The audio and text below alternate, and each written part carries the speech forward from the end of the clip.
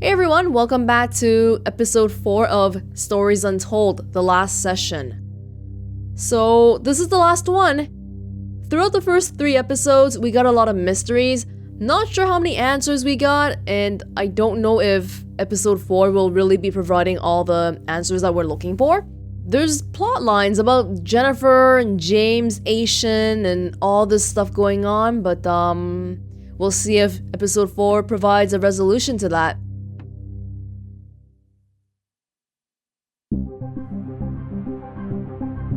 For the last time. Whoa. Was it just me, or is everything extra blurry today? Even the faces were kind of... That's enough of that for now. Shit!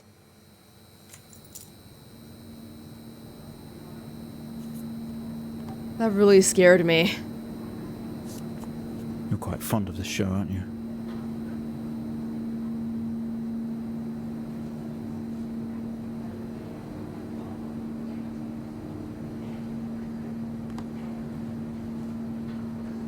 Okay, come on. Let's get you down to the observation room.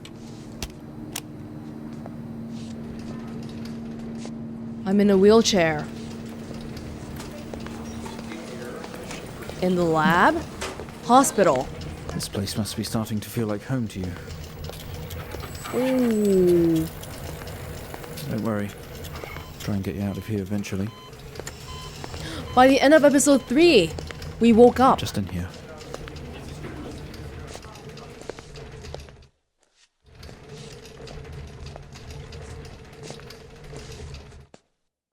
Okay, are we through in the next room? Just relax and we'll get started in a moment.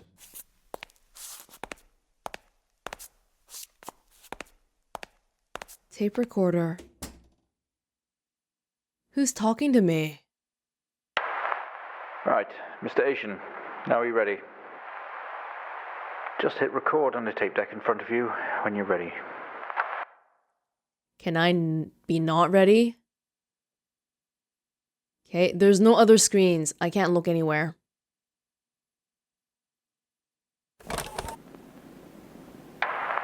This is subject 12-19-86-23, new session entry.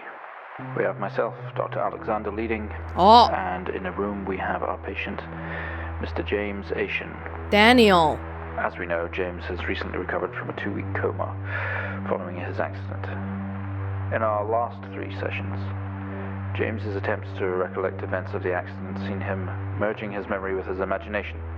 These episodes have always ended in panic, and we've had to terminate the session abruptly. Let's try and do this one better, James. So when you're ready, let's bring this back. I know how difficult this must be, but you can do this. James, it's time to remember. How do I even know that this is real? Your mind. It's like a conscious black box. It can show you your memories. Look into it. So this is my imagination too.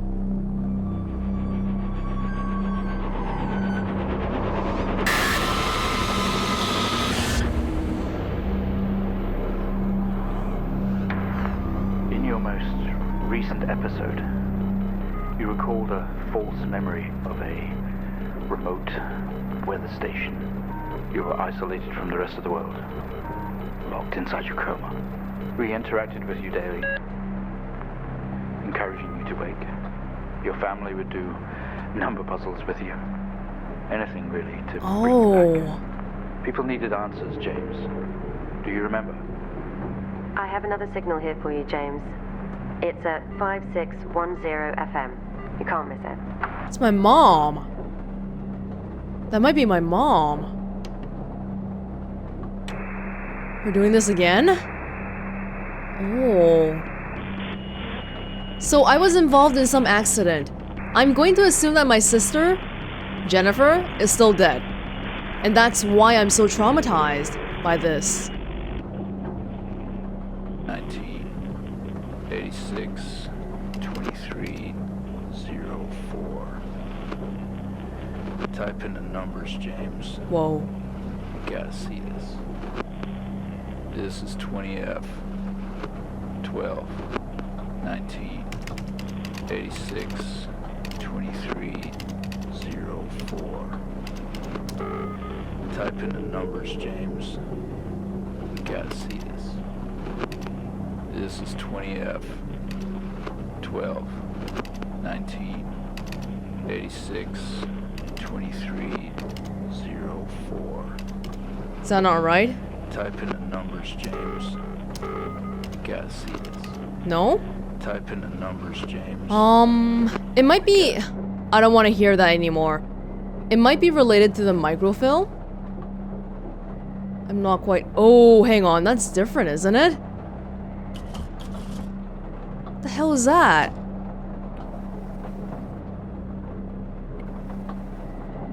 What? 20F. Fatal accident. That sunken ship. That was 20F from episode 3, James Asian. My address, birth date, vehicle, report of traffic accident. So it was a car accident. Accident location, Pleasant Hill, Forest Road. That's why there was a picture. The pictures of the Forest Road and why we saw a glimpse of the trees when we crashed. Okay. Arrived on scene to discover 2 cars that had been involved in a near head-on collision. Mr. Asian found lying down outside his vehicle with head injuries. An ambulance was immediately called. His passenger was trapped in the vehicle in critical condition from wounds sustained in the collision. The driver of the blue sedan, Hennings, was found dead on arrival. It was noticed that there was a strong smell of whiskey from the driver and an empty whiskey bottle on the passenger seat. Mr. Asian was questioned on scene. He described an oncoming blue sedan being clearly out of control, which he swerved to avoid. Mr. Asian's passenger was his sister. The driver of the blue sedan is an ex-police officer of 20 years. Whoa. Oh my god. So, yeah, my sister died in the accident, and I blame myself for it. And that's the end. Wolson Police Department, Road Traffic Accident Report File. Oh. And now that we know that this is all in our head, everything is so much creepier. And that explains why these pictures are here, because it's from my memories. You know, I was always wondering about this, but I just kind of like saw it and I was like, oh, okay. But USB? Is that because my memories are making up random stuff? Like AM, FM, sure, that's normal enough. But these ones, I've never heard of it. So I wonder if USB is like just my mind mixing in random computer things? But then again, no, I guess not, because it's back in the 1980s, right? They didn't have USB in the 1980s. Anyway, I gotta figure this code out. 2304. I definitely have the numbers. Type in the numbers, James. We gotta see this. This is 20F 12 19 86 23 04. Maybe spaces? He says this is 20F. Maybe that doesn't count. Like that? We gotta see this. This is 20F Capital? 12 19 86 23 No. 04. James 04. 86? Type in the numbers, James. Oh my god. Ace. I thought it said A6. Report. 19 86 Do I have a report? Because I don't remember seeing one. Type in the numbers, James. Guess. This is 20F. This is the report. 19. But what do you want me to type exactly from the report? I guess is the question here, huh? Type in the numbers, James. Guess. The circles? This is 20F. 12. Okay, be quiet. 20F. Fatal accident. Like that. All caps. I know it's case sensitive. Yeah. So, like, oh, back one. Yep, 20F. And then I think it was out of control. Empty whiskey. Out of control. All caps. Empty whiskey. Hold on. I just want to check. Am I the one who drank? No, it's the other guy. The other guy drank. It's not my fault. But, even if it's not my fault, my sister is the one who died.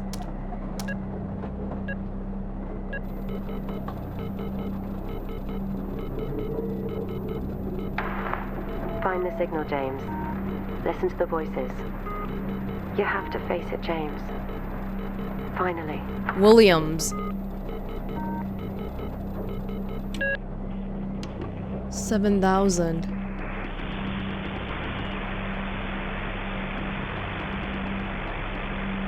It's not like you, at all.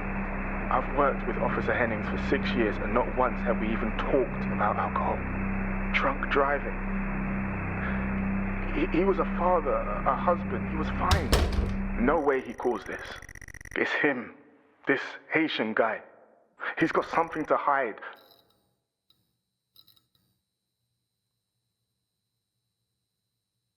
Where am I?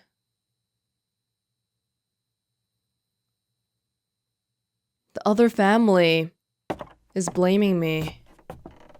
That's not good. This doesn't make sense to you. A text adventure, but with graphics. You step out into the hospital ward, only it seems abandoned. Your vision is blurry.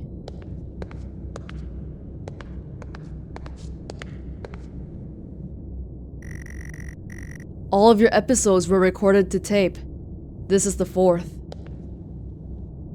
Yeah, I think we're having an episode here again. Sometimes they make you watch your past sessions to see what really happened. They keep making me go back in. Time to quit. Help is here. Why not have a chat with your GP or nurse? Under stress, keep a healthy mind. I keep thinking something scary is gonna happen. Driving home, don't have that 5th pint. But I didn't drive, or I didn't drink. I'm not the one who drank.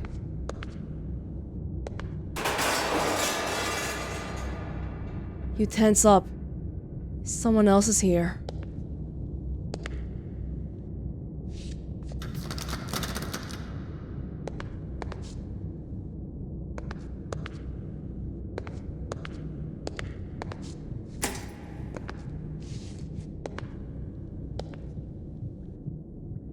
Who is here?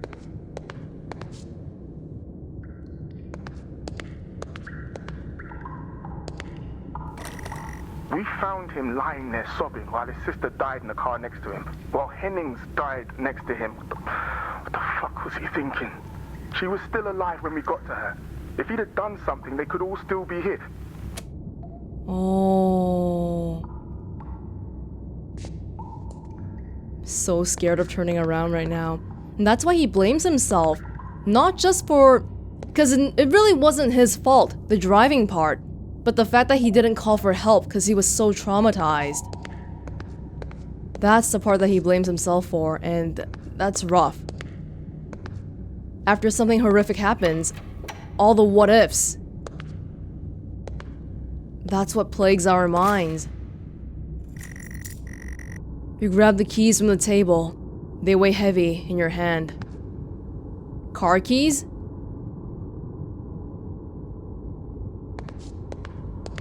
I'm not sure what kind of keys they were. Am I disabled? Because I was being taken out by a wheelchair, on a wheelchair. You spent most waking moments in here, looking at Stories Untold. The only video they have, some horror compilation. Trash. Yeah, Futuro. That's the name of the keyboard brand, but maybe it's just a magazine in real life. Number puzzles. Fly safe. Oh! We dreamed that we were a weather station person at Greenland because of this magazine.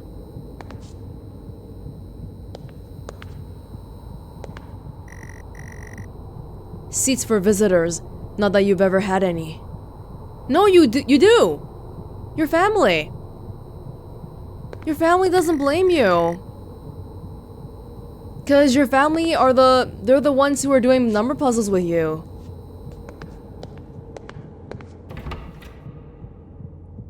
Jesus. You only caught a glimpse of that room. You guess that's why there's no detail here.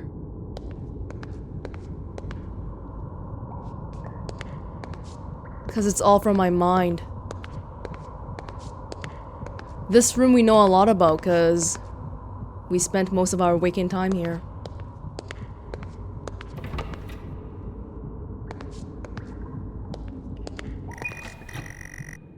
The waiting area is dark.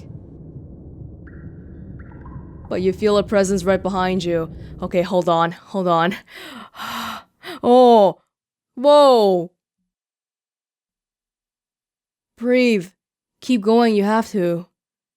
Read what they said. Give up, a coward. Help. Sometimes you do things. Sometimes those things are wrong. Get out the car. Oh my god.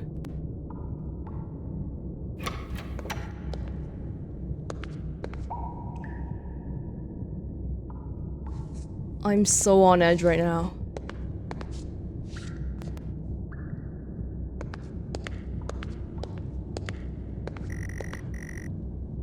Someone breathes on your neck, standing over you. You feel dread in the pit of your stomach. I can't look back anymore, no. Wake up, James. Okay, we have a 22-year-old male just brought in from a vehicle collision. He was awake and mobile at the scene, but collapsed on arrival to the emergency ward. Oh. The other passengers died in the accident. I'm getting no pulse. Prepare for defib. Amp charge full to 10 and give me 100 joules. That's why we were looking at all these things. Come on, 100 joules. Charge amp full to 10. This is the night of the accident. Come on. Oh, you want me to do it? Oh, 100 joules? Which one is that? This one? I wasn't listening because I thought you were gonna carry me. No? I don't think it's this one. Can we get this on the screen, please?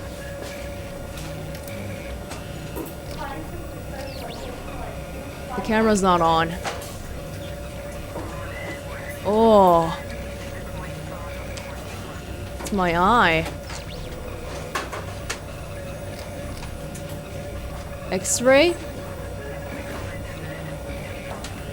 I can't move to the manual side, so I'll just have to figure it out myself here. Come on, 100 joules. Charge amp full to 10. Okay, amp to 10.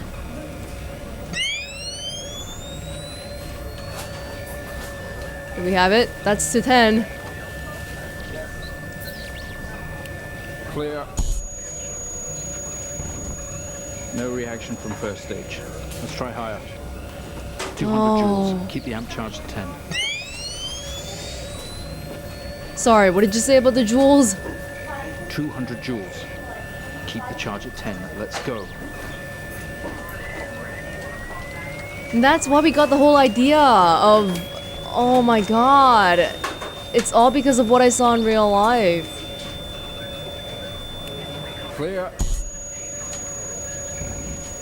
Okay, we have a reaction of some sort here, a weak signal. That's Keep exactly... going. Increase again.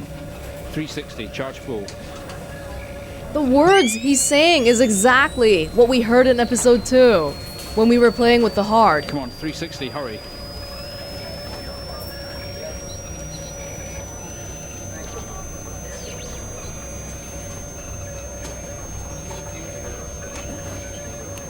Clear.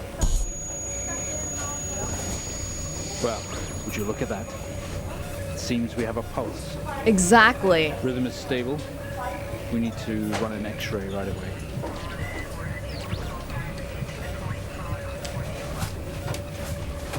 Where are we with that X-ray? Let's get it going now, please. I'm not... Do I remember how to do this? I forgot which one is X-ray. Could you remind me? Nope. That's the drill. I don't... Off that one. Oh. Where are we with that X-ray? Let's get it going now, please. Looks like an intracerebral hemorrhage. We need to drain this now to relieve pressure. Prepare for trepanation. Switch on a drill, please. Oh. Switch it on. The drill, please. It's on, man. What do you want from me? Mr. Aiken, you've made excellent progress. You're doing great. We need you to stay calm and relaxed while we go through these next steps. We're going to attempt to alleviate some of this discomfort. My brain!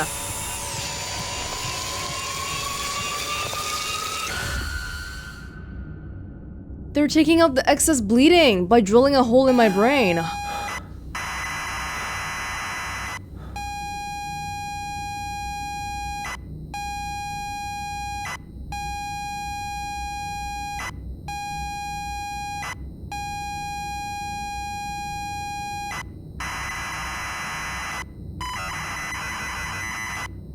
$10:05? That might be the time of the accident. Not only is tonight New Year's Eve, but tomorrow you leave on a 6-month trip abroad with friends. Mom, Dad, and your sister Jennifer have decided to throw a party to celebrate it all. The house is full. You're in the living room, and as usual, you don't recognize a soul. The room is full of chatty strangers, mostly friends of Mom and Dad. There is a door to the hall. All friends of Mom and Dad. The youngest is probably twice your age. Was there a hall? You push through the crowd into the hallway. The hallway is as welcoming as ever, only this time, the folks have put on a great big banner up across the main wall. Half-finished drinks are abandoned on almost every horizontal surface. Stairs lead up, although the party is firmly downstairs. Bon voyage, James! Finally, not the family disappointment. So James already has some, like, self-esteem issues or something, it seems? Or something of that nature already. Plus, like, maybe his sister is one of those people that excel at everything. And now, if he's the one that caused her death, then that just feels even worse. Go upstairs. As much as you'd love to, you promised you'd stay downstairs with the party.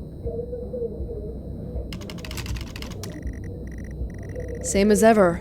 Stairs, door to the living room, and door to the kitchen. They say all the best parties are in the kitchen. The kitchen is full of people and loud. There are drinks and food on the table, and the party is in full swing. Dad has cooked a hog roast, which sits proudly on the table, although no one is eating it. Maybe that was the carcass that we saw last time. The hog roast looks great.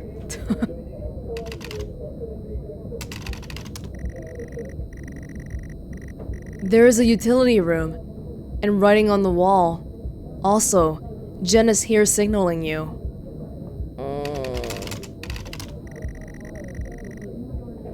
Sorry, I don't know what you're looking at. The wall.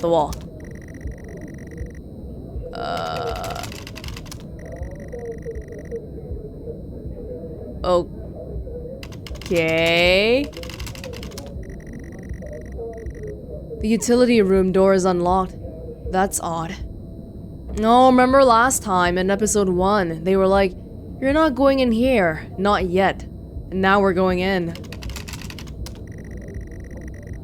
Your sister is calling you over to talk. She's too far away, and the room is too loud. You push through, apologizing over and over to get to Jennifer. You hug. You're going to miss each other. You thank her for the party. She asks if you're enjoying the party. You tell her it's great, even though you don't really know anyone. She tells you to enjoy it anyway, and to loosen up. She asks you to get her a drink. Can I just do that? You pour Jen a drink, and then one for yourself. There's never an awkward silence with Jennifer.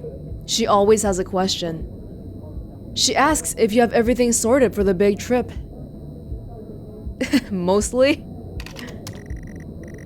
You tell her yes, that you have packed everything with plenty of room to spare. Another hug. Your family have really gone out of their way to make this trip happen for you. It might be what you need to get some perspective and maybe not fuck up so much. She's going to miss you. You're going to miss her. She walks away. Jen has disappeared into the crowd. You're left standing, nodding, and smiling at the approving faces. There's so much to do for this move. Can't mess it up. But first, a drink. You pour in down another drink. Anything to move the night along. Am I the one who drank? I am drink. Oh no.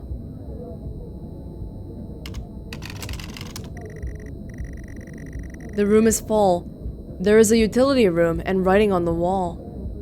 Why can't I look at the writing? It's so strange. Okay. You open the door and peer in. You're never allowed in here normally.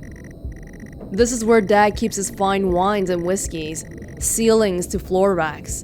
A collector, although he does actually drink them too. There is a bottle with a ribbon around it and a card. Oh, that might be a surprise. It's a gift from Dad, I think. There's a card next to it. You pick up the whiskey and the card. It's your dad's handwriting. Son, we're so proud of you and everything you've achieved. You've earned this. It's a bottle of 25-year-old double malt. You shouldn't really, but you have to try it. Oh, the whiskey. I am the drinker. I'm the one who caused the accident. I was the one who drank, not the other guy. And the card here, that must be reflected in my dream as the note. Dad's handwriting. But look at that though, my dad is proud of me. Definitely doesn't think I'm a fuck up. With your whiskey in hand, you take in the room around about you. There must be hundreds, no, thousands of pounds worth of drinks in here. You really must thank your dad for the whiskey. There are racks of fine wines and the door to the kitchen. You head back into the kitchen, clutching your new best friend. You stumble out of the utility room and back into the kitchen. That is one strong whiskey, You take another swig and give the thumbs up to Dad across the room. He nods and winks. Oh. Busy and noisy. We need to find somewhere quieter. You go back out to the hallway. A few bumps and laughs on the way through, and you make it to the hall. You stop dead in your tracks. It's Jen, covered in blood.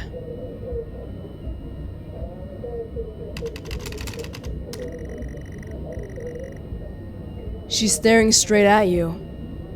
No one else notices.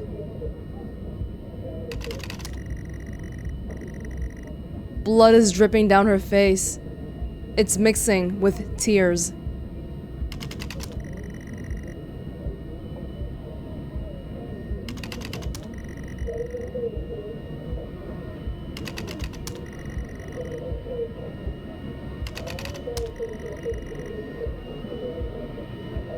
Oh my God.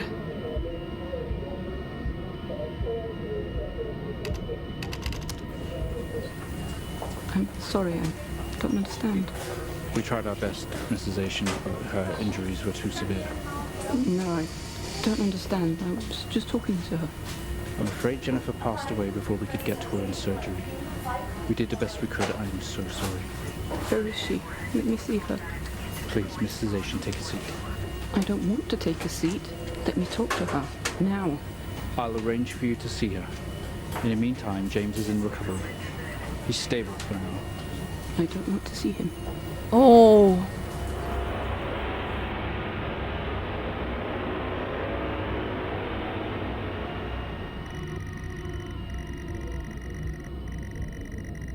You are standing in the hallway. Something has stopped you in your tracks. While searching your mind, your sister interrupts. She waves her hand in front of you and asks if you can drive her home. You still feel out of sorts. Those words echo. No, I can't drive you.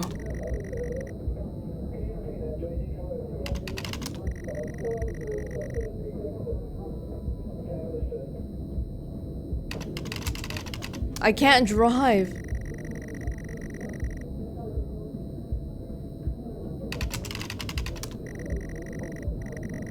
You'd love to call it a night, but Jen is waiting patiently. Yeah, we can talk in the car. Go get your keys.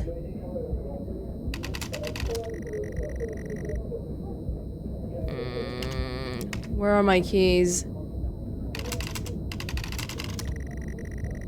You're sure your keys are in the living room?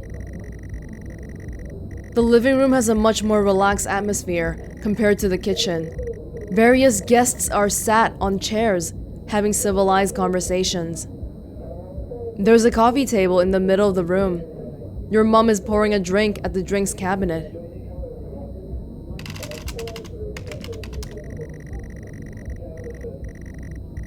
Tears immediately start to appear in her eyes. My son, off to America! She gives you a hug. I'm not in America? Where am I?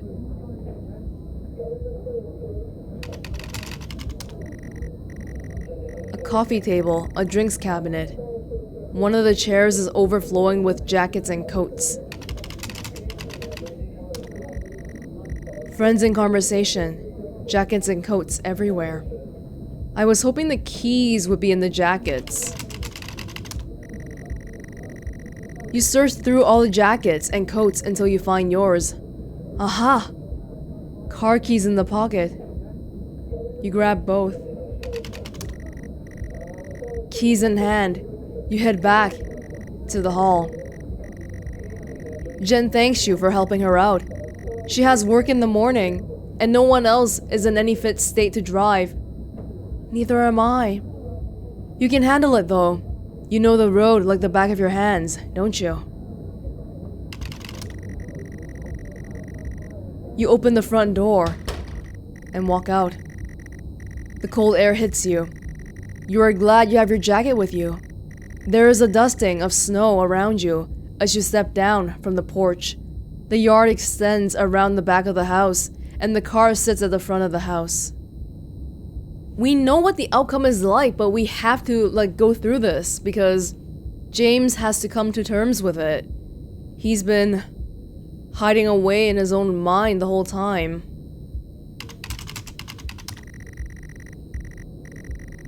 You fumble around with the car handle, confused, until Jen tells you to maybe use that key in your hand. Oh. See, how am I in any condition to drive when I can't even remember to use the key? Fumbling with the car keys. The car is freezing. As you fumble around with your seatbelt, your sister opens up the car glove box and hands you a note and a key that was inside. She tells you that it's for when you return.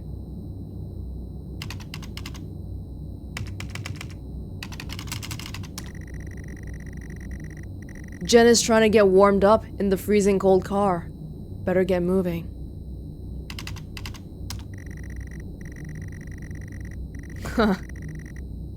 The car doesn't move, given that the engine isn't actually on. It's like you've never driven before. Turn on engine, put in car keys.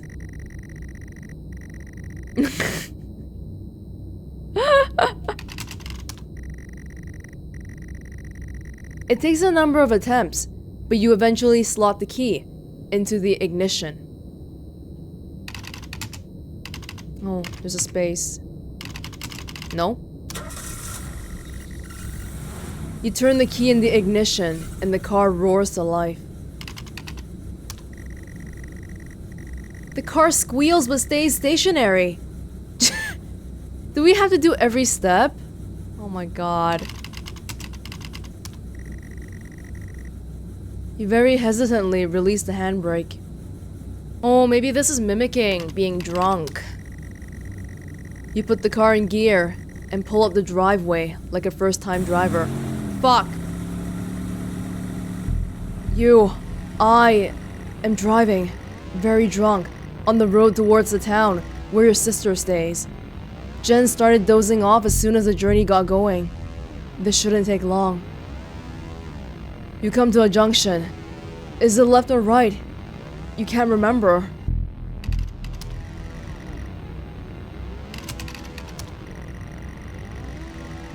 You don't want to, but you had better ask Jen for directions.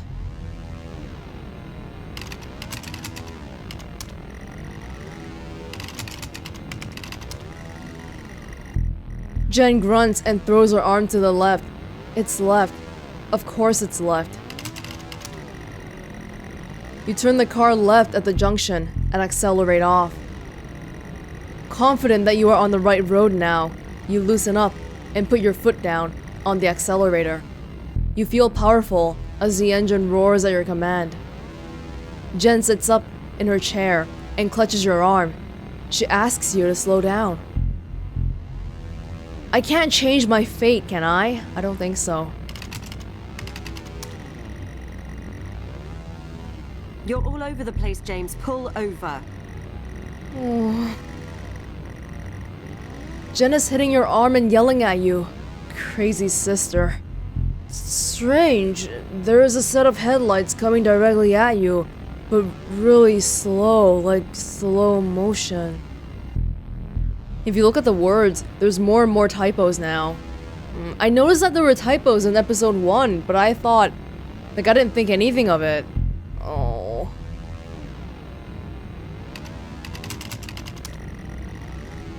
There's no time for that right now. What do you want me to do then? You try to react, but your body isn't responding. There's nothing you can do to stop this. There's no way to control it. James, for fuck's sake, pull over! James!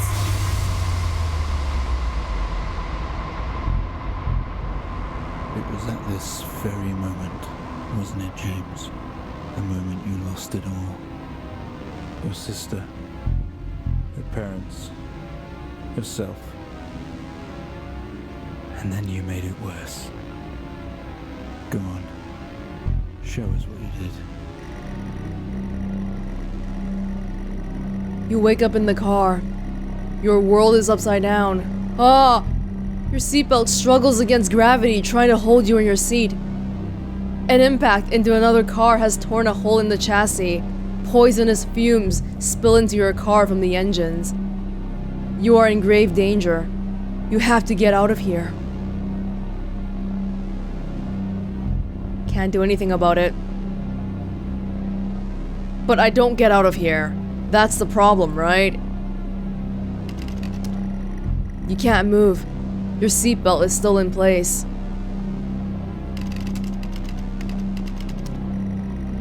You release yourself from the seat. Gravity takes over as you slump on the roof of the car. You squeeze through the wreckage and fall to your knees. Every breath brings pain to your chest. Your head is throbbing. A blue car has smashed into the passenger side of your car. Your life cannot be ruined by this. You are standing holding your whiskey, and your dad's note and flashing lights are approaching at a distance. Oh. Are you gonna drink? But you already drank. A crash site. Smoke billows from the crashed cars to the skies above. Exterior lights flicking on and off. I don't know about this. No.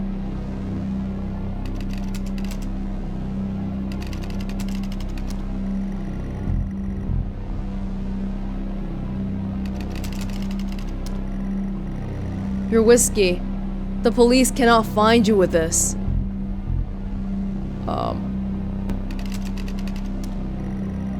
You can't just drop it here. As soon as they find it, they'll ask you questions. Throw away whiskey. I can't just toss it away. And I can't drink it. Hide whiskey. Well, that's not smart thinking, James, is it? Oh, it's talking to me. They will eventually find it here and will link it to you. And I can't drink. Come on, James. If you drink this now, you're gonna get what's coming to you. I'm pretty sure the official report said that the blue car guy was drinking. So, am I giving the whiskey to the other guy?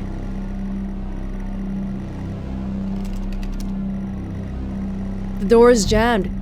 You don't have time to be messing around like this, James. Oh? Are they coming? Put whiskey in blue car. Oh, shit! With the lights approaching closer, you begin to hear the shrill of their sirens. You simply cannot go to jail for this. You clean the bottle to remove your connection with the whiskey. You then, very deliberately, spill the remainder of the bottle's contents onto the driver, and you toss the incriminating evidence onto his passenger seat. Oh, I had the right idea, but when we looked around, the blue car wasn't in the equation, so I never thought of putting it like that. A circle of flashing lights surround you, illuminating the crash site in the darkness. Behind them, an army of people, all staring. One figure steps out, a silhouette, and walks towards you.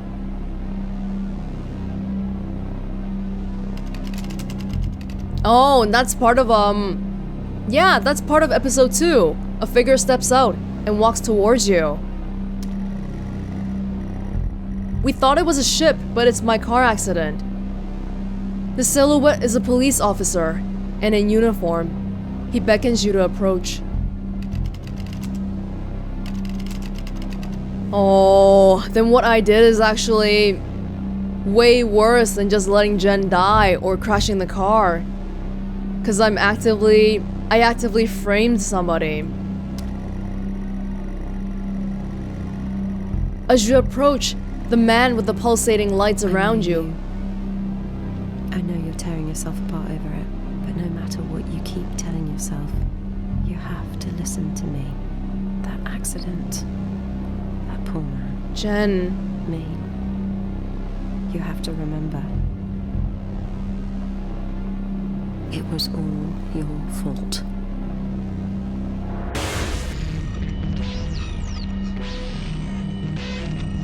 I know what you did. How you left me there to protect yourself. Planting evidence on some poor man. You went headfirst into that officer and you wrecked all of our lives. And then you couldn't even take responsibility. You did the right thing for you and no one else. Save yourself. Only it was wrong, wasn't it? Look at you now. Utterly consumed by it. Oh. Say it, James.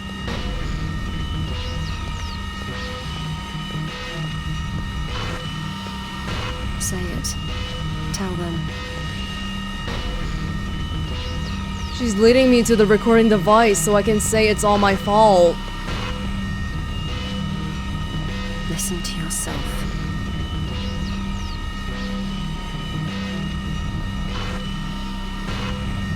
Sometimes they make you watch your past sessions to see what really happened. It has to end, James.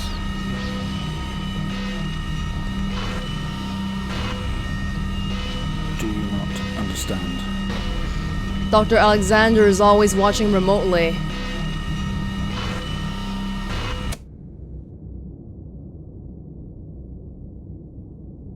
Well, I think we've made progress today, Mr. Asian. I guess we should tell the police what you've told us. Although I don't suspect they'll take you anywhere. I think you'll be with us for quite some time. Come on, let's get you back to your shows. I'll see you tomorrow.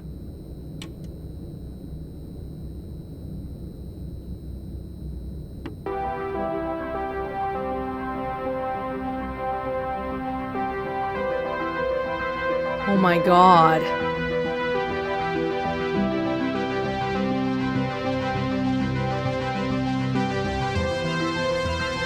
Stories Untold is just some other random show.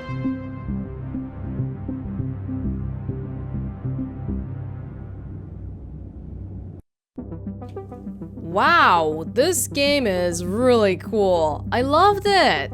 It was so amazing how seamless everything was. The transitions, like how we found out about how James constructed all those things in his mind. When we enter a command that the text adventure doesn't understand, I'm sorry, I don't understand. But that's actually a line that James's mother said to the doctor. Wow. Really, really cool. I really like that. And how they had 4 episodes that are seemingly not connected, but then by the end, it actually is.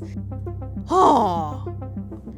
So the story is that James was at his own farewell party, and he had a few drinks and also got a whiskey as a gift from his dad. I forgot if he drank directly from that whiskey, but anyway, he had it with him. And his sister asked him to drive her home, but then, they got into a car crash, and having a bottle of whiskey on you, even if you didn't drink from it, is pretty damn incriminating. So he framed the police officer, the other driver, and his sister died in the whole process. Yeah, I really like how, even though by the beginning of this episode, they pretty much went into it right away. Oh, okay, so James is somebody who is under psychiatric evaluation or something like that, but then by the end, you realize that, oh no, he's actually the one who framed the other guy, because by the end of episode 3, you thought that he was innocent. Oh, look at that tape there. James Asian. Oh my god, like, everything we've seen so far is just stuff made up from his mind. Which kind of makes me wonder too, because is there a possibility that this truth that we're seeing right now, is there a possibility that it's also a figment of my imagination? Especially because it sounds like the doctors and my family has been hammering me for answers for days. So I wonder if it's a case of, oh my god, they keep asking me, they won't stop bothering me, so I'm just gonna make something up in my head. Possibly. There's not really a way for us to tell for sure. Really, really cool game. I really enjoyed this. Although some of the technical gameplay components, I'm not sure why they made it so frustrating. Like the whole part with staring into that seizure-inducing flashing light. Even as someone who doesn't suffer from seizures, I feel like that was just a really, really strange thing to make players do. And then in episode 3, oh my god, that microfilm was so difficult to operate. Not difficult maybe, but certainly annoying. I totally get the feeling that it's on purpose though, like they want you to suffer through that crap or something. Well, I guess it does add to the feeling of it being in the 1980s or whatever. Sure, whatever. I enjoyed the rest of it enough, so I can overlook that. Yeah, despite those little things here and there, I still really enjoyed it as a whole, and it's good. Anyway, this was Stories Untold with Welonz. Thank you for watching, and I hope you enjoyed watching as much as I enjoyed playing, and I will see you all in another place in another time. Bye!